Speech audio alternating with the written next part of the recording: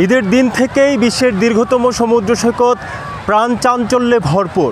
এই মুহূর্তে রয়েছে কক্সবাজার সমুদ্র সৈকতের লাবণী পয়েন্টে। এখানে ঈদের ছুটির শেষ মুহূর্তে, শেষ দিনে আমরা দেখতে পাচ্ছি দেশের নানান প্রান্ত থেকে আগত পর্যটকরা প্রিয়জনকে সাথে নিয়ে সমুদ্র ভ্রমণে এসেছেন। আবার কেউ কেউ পরিবার পরিজনকে সাথে নিয়ে সমুদ্র সৈকতে এসে এখানে যে আনন্দ উদযাপনের নানা অনুষঙ্গ রয়েছে, সে অনুষঙ্গের সাথে তারা আনন্দময় দিন, আনন্দময় সময় পার করছেন এবং আনন্দ উদযাপনে ব্যস্ত সময় পার করছেন।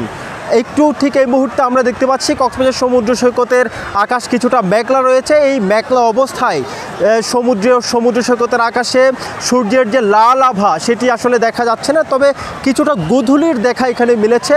সেই গোধূলিকে উপভোগ করার জন্য সমুদ্র সৈকতে এখানে পর্যটকরা সমবেত হয়েছেন।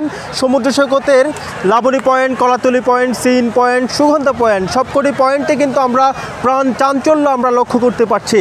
আগত পর্যটক যারা সমুদ্র স্নান করছেন তাদের নিরাপত্তা এখানে লাইফগার্ড কর্মীরা সার্বক্ষণিক পর্যবেক্ষণ করছেন। পাশাপাশি কোনো পর্যটক যাতে ছিনতাই হয়রানির শিকার না হয় সেই বিষয়টি লক্ষ্য রেখে কাজ করছেন ট্যুরিস্ট পুলিশ এবং জেলা প্রশাসনের ভ্রাম্যমাণ ম্যাজিস্ট্রেট।